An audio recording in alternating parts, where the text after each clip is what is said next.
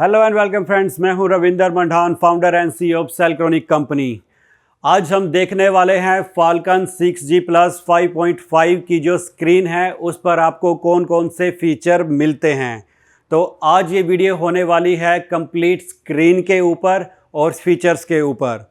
अगर आपने अभी तक हमारे इस यूट्यूब चैनल को सब्सक्राइब नहीं किया है तो जल्दी से पहले सेलक्रोनिक के इस यूट्यूब चैनल को आप सब्सक्राइब कर लीजिए और साथ ही बने बेल आइकन को भी हिट कर दीजिए ताकि आने वाली वीडियो की नोटिफिकेशन आपको सबसे पहले मिल सके। तो चलिए बिना समय को गवाए स्टार्ट करते हैं आज का वीडियो। तो ये है हमारे इन्वर्टर की मेन स्क्रीन। आइए अब आपको इसके फीचर्स दिखा देते हैं। सबसे नीचे आपको मिलता है डायग्राम, तो यहाँ पर आपको पूरा डायग्राम दिखता है। उसके बाद ऊपर आपको यहाँ पर डेट दिखती है और यहाँ पर इसकी बीप ऑन है तो बीप का साइन दिख रहा है।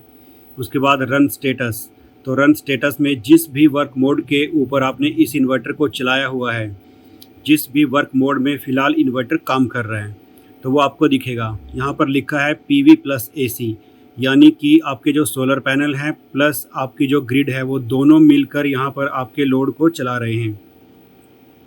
यहाँ पर आपको मिल जाता है सोलर का आइकन और यहाँ पर सोलर की वोल्टेज, एम्पियर और वोट। यहाँ पर आपको ग्रिड का आइकन मिल जाता है। यहाँ पर भी बिजली की वोल्टेज, उसके एम्पियर और उसकी वोट यहाँ पर दिख रही हैं। सेम यहाँ पर बैटरी का आइकन मिल जाता है और आपको यहाँ पर बैटरी की वोल्टेज, एम्पियर और वोट दिख रहे हैं। सेम यहाँ पर होम लोड का आइकन मिल जाता है। यहाँ पर भी आपको वोल्टेज, एम्पियर और वाट दिखते हैं। और यहाँ पर देखिए एक कॉलम बना हुआ है। इस कॉलम के अंदर कोई भी वार्निंग साइन या फिर जो कोई भी फॉल्ट कोड इस इन्वर्टर के ऊपर आएगा, या तो लो बैटरी का आएगा या फिर ओवरलोड का एरर आएगा, हाँ इस पट्टी के अंदर आपको वो एरर दिखेगा। उसके बाद चलते हैं हिस्ट्री में। हिस्ट्री में आपको यहाँ पर जनरेशन दिखाएगा कि आज कितनी जनरेशन की गई है। यहाँ पर मंथ की जनरेशन दिखाएगा, यहाँ ईयर की जनरेशन दिखाएगा और यहाँ पर आप बैक डेट की जाकर जनरेशन चेक कर सकते हैं। उसके बाद यहाँ पर आ जाता है इवेंट।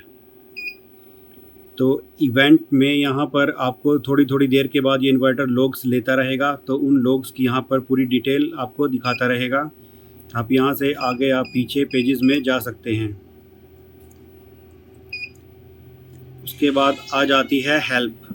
तो हेल्प यहाँ पर सबसे ज़्यादा बढ़िया ऑप्शन है। जब आप हेल्प के ऊपर क्लिक करेंगे तो यहाँ पर दो कोड दिखाएगा, फॉल्ट कोड या वार्निंग।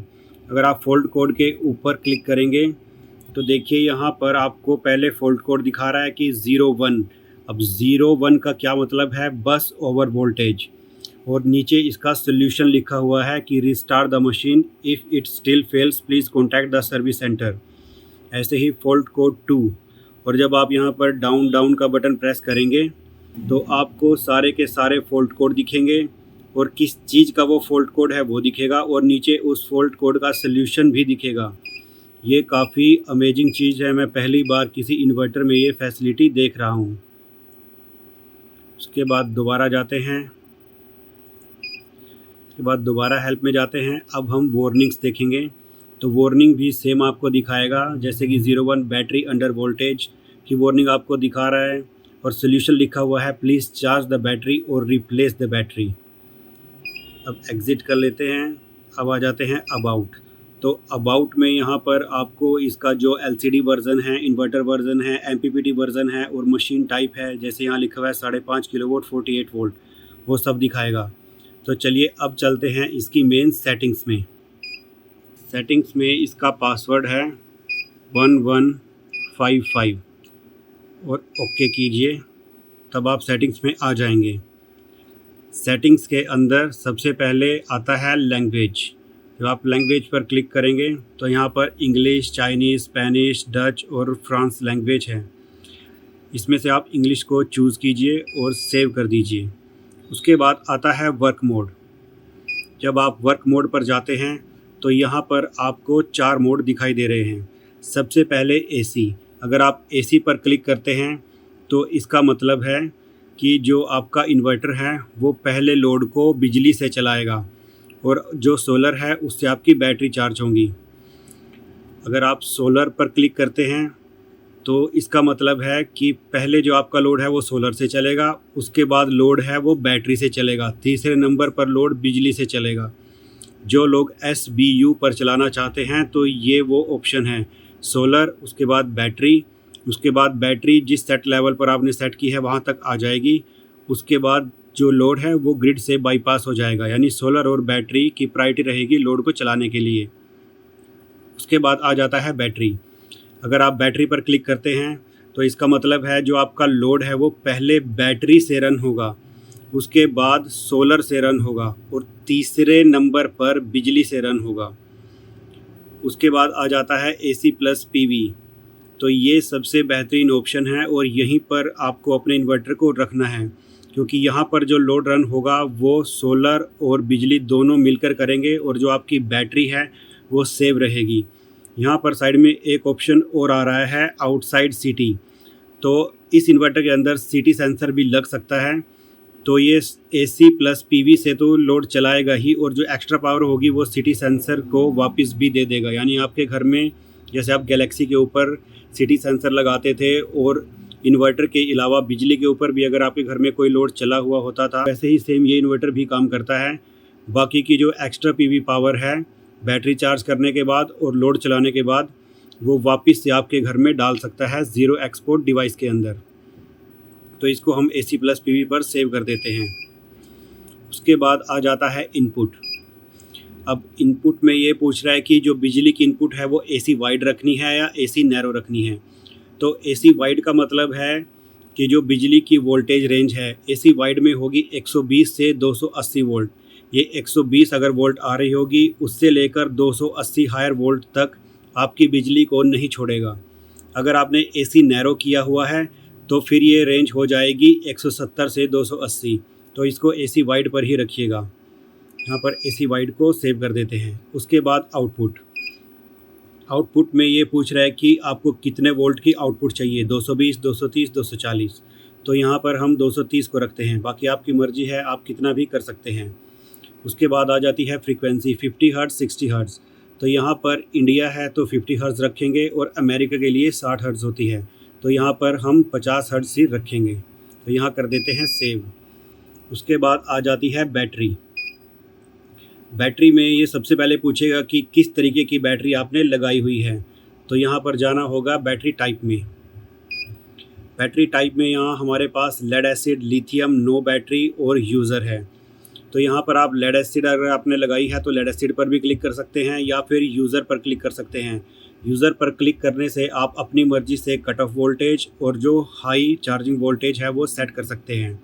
अगर आप यहाँ पर नो बैटरी कर देते हैं तो इसका मतलब है कि आपने इन्वर्टर के ऊपर बैटरी नहीं लगाई है। इन्वर्टर अब बिना बैटरी के ही काम करेगा, जो कि कंपनी आपको सजेस्ट नहीं करती है। बिना बैटरी के आप इन्वर्टर को मत चलाइए। नंबर तीसरा, लिथियम। अगर आपने लिथियम बैटरी लगाई है तो लिथियम सिलेक्ट कर सकते हैं। तो हमने यहाँ पर लिथियम को सिलेक्ट किया है क्योंकि हमने यहाँ पर लिथियम बैटरी लगाई हुई है। उसके बाद दोबारा से बैटरी में जाएंगे, यहाँ पर है कट ऑफ वोल्टेज। तो कट ऑफ वोल्टेज हमने 42 डाली है, शट डाउन भी 42 और हाई वोल्ट रिकनेक्ट हमने डाला है 50 वोल्ट की, जहाँ पर बैटरी दोबारा रिस्टार्ट हो जाएगी। उसके बाद फिर बैटरी पर चलते हैं और अगर आप यहाँ लिथियम आइकन पर क्लिक करते हैं तो अगर लिथियम जुड़ी है तो लिथियम की पूरी जानकारी आपको इस स्क्रीन पर दिखेगी।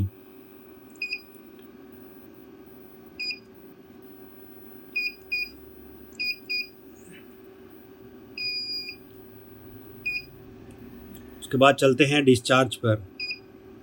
तो देखिए गैलेक्सी की ही तरह आप चार्ज और डिस्चार्ज लिमिट को सेट कर सकते हैं। आप यहाँ से इसको घटा या बढ़ा सकते हैं, तो इसको हम फुल ही रखेंगे। उसके बाद फिर दोबारा बैटरी पर जाएंगे और यहाँ आ जाती है SOC सेट। जब आप SOC सेट पर क्लिक करोगे तो यहाँ पर आप परसेंटेज के हिसाब से भी बैटरी को कट करवा सकते हो। यानी कि ये पूछ रहा है कि चार्ज करें तो कहाँ तक करें। अगर मैं 100% डाल देता हूँ तो 100% मेरी बैटरी चार्ज हो जाएगी, और अगर डिस्चार्ज सेट में मैं यहाँ 15% डाल देता हूँ तो 15% पर आते ही परसेंटेज के हिसाब से जो मेरी बैटरी है वो कट ऑफ हो जाएगी। उसके बाद आ जाता है चार्ज। जब हम चार्ज के ऊपर क्लिक करते हैं तो यहाँ पर 2 चार्ज लिखे आते हैं, टोटल चार्ज और एसी चार्ज। यानी कि ये मोटा मोटा आप मान लीजिए कि टोटल यानी सोलर का मिलाकर चार्ज है कि सोलर और जो हमारी एसी पावर है वो कितना चार्ज दे सकती हैं। तो यहाँ हम कर देते हैं इसको 40 और नीचे है हमारा एसी का चार्ज यानी बिजली से क्या चार्ज हो, तो बिजली से हम कर देते हैं 30 एम्पियर, इसको कर देते हैं सेव। उसके बाद आ जाते हैं पीवी। तो यहाँ पर ये बोल रहा है कि आपने कितने सोलर पैनल इसके ऊपर इंस्टॉल किए हैं। तो यहाँ पर मैक्सिमम 6 किलोवाट आप लगा सकते हैं, लेकिन सेटिंग के अंदर यहाँ पर 8 किलोवाट का ऑप्शन दिया हुआ है, तो इसको हम फुल 8 पर ही रखते हैं। बाकी अगर आप कम करना चाहें तो कम भी कर सकते हैं। इसको भी चलिए सेव कर देते हैं। उसके बाद आ जाता है पैरेलल। तो यहाँ पर बिल्कुल सिंपल सेटिंग है। अगर आप इस इन्वर्टर को पैरेलल में कनेक्ट करना चाहते हैं, ये 9 इन्वर्टर तक पैरेलल हो सकते हैं और 45 किलोवाट तक का सिंगल फेज़ या फिर 3 फेज़ इन्वर्टर बनाया जा सकता है। तो अगर आपने इसको सिंगल फेज़ में कनेक्ट किया है तो आप यहाँ पर क्लिक करेंगे सिंगल फेज़। अगर 3 फेज़ में आपने कनेक्ट किया है तो क्लिक करेंगे 3 फेज़। जब आप 3 फेज़ के ऊपर क्लिक करेंगे तो ये आपसे पूछेगा ये इन्वर्टर फेज़ ए में लगा है, बी में लगा है, सी में लगा है। तो जिस भी फेज़ में इन्वर्टर लगा होगा उस फेज़ के अकॉर्डिंग आपको फेज़ सिलेक्ट करना है। चलिए इसके बाद चलते हैं अगली सेटिंग, डेट एंड टाइम। तो यहाँ पर सिंपली आपको ईयर डालना है, मंथ डालना है, डे डालना है और यहाँ पर आपको हॉर्स की सेटिंग करनी है, उसके नीचे मिनट की सेटिंग करनी है। तो ये डेट और टाइम की सेटिंग हो जाएगी। उसके बाद चलते हैं ग्रिड के ऑप्शन पर। तो ग्रिड के ऑप्शन में सिंपल एक ही ऑप्शन है, ऑन ग्रिड। अगर आप इस इन्वर्टर को ऑन ग्रिड यूज़ करना चाहते हैं यानी कि बिजली सेल करना चाहते हैं तो आपको आप इस फंक्शन पर टिक कर सेव कर सकते हैं, तो तब ये ऑन ग्रिड का भी काम करने लगेगा। उसके बाद आ जाती है पीक वैली। पीक वैली एक गजब का ऑप्शन है। इसमें आपको यहाँ पर 2 नो चार्ज 1, नो चार्ज 2, 2 यहाँ पर सेटिंग्स दे रखी हैं। अगर आप पहली सेटिंग्स में जाएंगे तो यहाँ पर आपको ये बताता है कि आप किस टाइम बिजली से चार्ज अगर नहीं करना चाहते हैं तो उस टाइम का स्टार्ट टाइम डाल दें और एंड टाइम डाल दें। मान लीजिए कि यहाँ पर लिखा हुआ है 12:25 पर ये सेटिंग ऑन हो और 12:30 पर ये सेटिंग ऑफ हो, तो इन्वर्टर 12:25 पर बिजली से चार्जिंग बंद कर देगा और 12:30 पर बिजली से चार्जिंग दोबारा स्टार्ट कर देगा। इस ड्यूरेशन के बीच में ये बिजली से चार्ज नहीं करेगा। तो इस सेटिंग को लगाने के लिए आपको यहाँ पर क्लिक करना होगा। तो अब ये सेटिंग अनेबल हो गई और नीचे लिखा है AC power the load. AC load को सीधा बाईपास हो जाए तो आप यहाँ पर क्लिक भी कर सकते हैं अगर आपको डायरेक्ट एसी जो है वो बाईपास करानी है। ऐसा ही चार्ज 2 के अंदर है, ये आपका सेकंड टाइम है यानी कि आप 2 टाइम सेट कर सकते हैं। उसके बाद आ जाता है अदर्स। तो अदर्स के अंदर आती है यहाँ पर बीप, यानी कि जो ये बीप की आवाज़ आ रही है आप इसको बंद या चालू कर सकते हैं। उसके बाद आ जाता है यहाँ पर फैक्ट्री रीसेट। तो अगर आपको इन्वर्टर की सेटिंग को फैक्ट्री रीसेट करना है तो आप फैक्ट्री रीसेट पर क्लिक कर सेव कर सकते हैं। तीसरा यहाँ पर आ जाता है सिटी सेंसर। तो जैसे कि मैंने बताया कि इस इन्वर्टर के ऊपर भी गैलेक्सी की तरह सिटी सेंसर लग सकता है। तो आप यहाँ पर जब सिटी सेंसर लगाएंगे तो यहाँ सिटी सेंसर की पावर को भी कम या ज़्यादा कर सकते हैं कि कितना इन्वर्टर उल्टा बिजली आपके घर में डालें। तो आप देख सकते हैं ये थी सारी सेटिंग्स। तो देखा आपने कितने ज़्यादा फीचर आपको इस इन्वर्टर के अंदर मिल जाते हैं। ये सेम गैलेक्सी के जैसे ही फीचर हैं और इसको आप बोल सकते हैं कि ये बजट वाला गैलेक्सी इन्वर्टर है। जहाँ पर गैलेक्सी काफ़ी प्रीमियम और काफ़ी महंगा इन्वर्टर है, तो यहाँ पर फाल्कन 6G आपको उन्हीं फैसिलिटीज़ के साथ काफ़ी कम दाम में मिल जाता है। इस इन्वर्टर को परचेज़ करने के लिए आप 2 तरीके का यूज़ कर सकते हैं। सबसे पहले ऑनलाइन और दूसरा ऑफलाइन। अगर आप इसको ऑनलाइन परचेज़ करना चाहते हैं तो आप जा सकते हैं www.cellcronic.com पर और वहाँ से आप इस इन्वर्टर को बाय कर सकते हैं, या फिर आप जा सकते हैं प्ले स्टोर पर और वहाँ से सेलक्रोनिक की एप्लीकेशन को डाउनलोड कर सकते हैं। उस एप्लीकेशन के थ्रू भी आप हमारे इन्वर्टर्स को परचेज़ कर सकते हैं। अगर आप हमारे इन्वर्टर्स को ऑफलाइन परचेज़ करना चाहते हैं तो आप नीचे दिए गए नंबर पर कॉल कर सकते हैं। वहाँ से आपको डीलर या डिस्ट्रीब्यूटर की जानकारी दे दी जाएगी जो आपके सबसे ज़्यादा नज़दीक के होंगे। या फिर आप हमें contact@cellconic.com पर भी कांटेक्ट कर सकते हैं। अगर आप हमें contact@cellconic.com के ऊपर कांटेक्ट करते हैं तो वहाँ पर आप हमें बताइए कि आपको किस सिस्टम की रिक्वायरमेंट है, आपके लोड की क्या रिक्वायरमेंट है और कैसा सल्यूशन आप चाहते हैं। तो उसके बाद आपको वापस से कॉल की जाएगी और पूरा का पूरा सल्यूशन प्रोवाइड किया जाएगा। तो दोस्तों, कैसी लगी आपको इस नए इन्वर्टर की वीडियो? अगर ये वीडियो आपको पसंद आई है तो जल्दी से इस वीडियो को लाइक कर दीजिए और साथ के साथ इसे शेयर भी कर दीजिए। Thank you very much.